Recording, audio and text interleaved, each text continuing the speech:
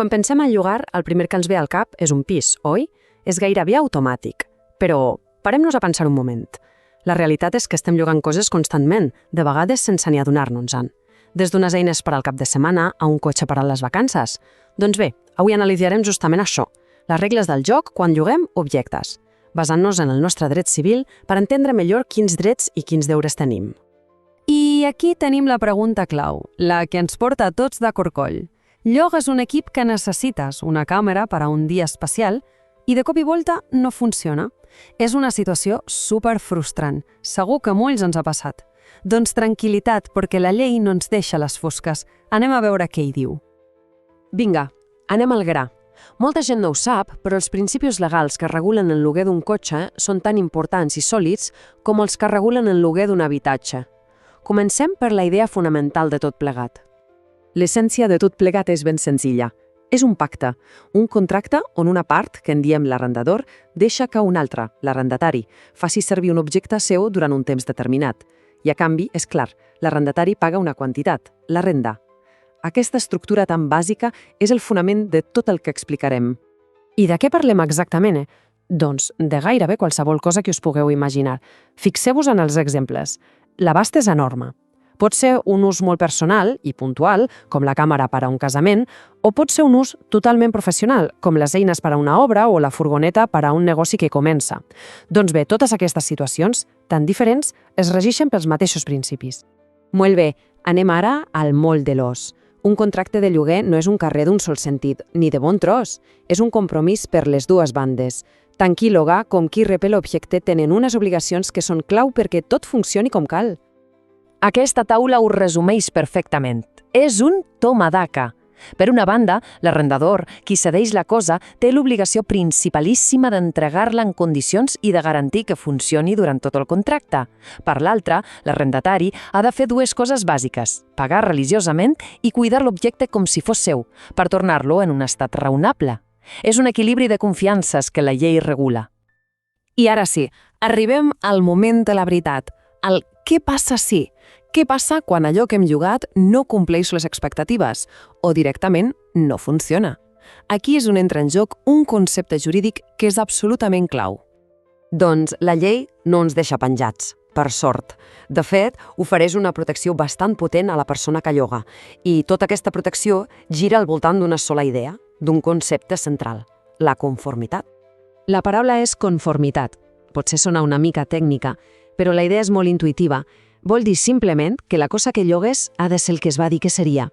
Ha de servir per al seu ús normal i també per a l'ús concret que es va pactar. És, en definitiva, la gran promesa de qualitat i funcionament que fa qui ens lloga el bé. Això que veiem ara és fantàstic perquè converteix un concepte legal en una eina pràctica.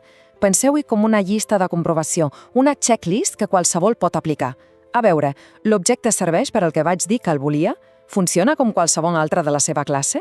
Té les qualitats que se n'esperen? Aquesta llista, de fet, són els nostres drets. Llavors, si l'objecte no passa aquesta checklist, què passa? Doncs que tenim un problema, un incompliment del contracte. Però calma, la llei no ens deixa amb el problema a les mans. Ens dona un seguit d'eines per actuar. Són el que tècnicament anomenem un sistema de remeis. I aquest és el pla d'acció que cal seguir. El primer pas, i això és vital, és comunicar el problema a l'arrendador i fer-ho de seguida, sense esperar. A partir d'aquí, la llei ens marca un ordre. Primer, demanar que reparin l'objecte o que ens en donin un altre que funcioni. Si això no és possible o triga en una eternitat, podem passar a demanar una rebaixa del preu. I ja en casos greus, quan el defecte és important, tenim dret a tallar en sec i resoldre el contracte. D'acord. Imaginem que tot ha anat com una seda o que hem resolt els problemes. El contracte s'acaba. Arribats a aquest punt, sorgeixen dues qüestions clàssiques: l'obligació de tornar el bé i la possibilitat de rellogar-lo a una altra persona. Bé, això és de calaix. Si l'ús era temporal, l'objecte ha de tornar a mans del seu propietari.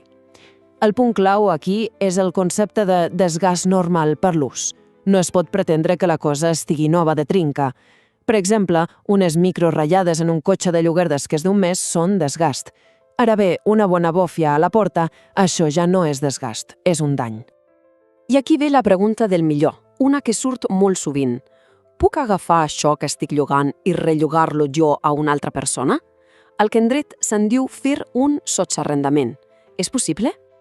La resposta general, i la més segura, és un no rotund. Per què? Doncs perquè el contracte original es va signar amb una persona concreta. L'arrendador va confiar en algú i té tot el dret a decidir qui fa servir la seva propietat. Per tant, sense un consentiment per escrit explícit, el sotsarrendament no està permès. I per anar acabant, vull connectar tots aquests principis que venen de Jung amb el món en què vivim avui. Perquè tota aquesta economia d'accés o economia col·laborativa de la qual tant se'n parla, en el fons no és res més que això, formes de lloguer i d'ús temporal. Si ens hem de quedar amb una sola idea, que sigui aquesta. És indiferent si llogues un patinet per 10 minuts o una màquina industrial per tot un any. El dret fonamental és el mateix. El dret a rebre un producte que funcioni, que sigui conforme al que es va pactar. Aquesta és la garantia essencial que ens protegeix a tots com a usuaris. I tanquem amb una reflexió de cara al futur. El paradigma està canviant clarament. Estem passant de la cultura de la propietat a la cultura de l'accés. Lloguem més i posseïm menys. La gran pregunta és, les nostres lleis, pensades per un altre ritme i un altre món, són prou àgils per donar resposta als reptes de les plataformes digitals i els lloguers a cop de clic? Aquest és, sens dubte, un dels grans debats jurídics que ja tenim sobre la taula.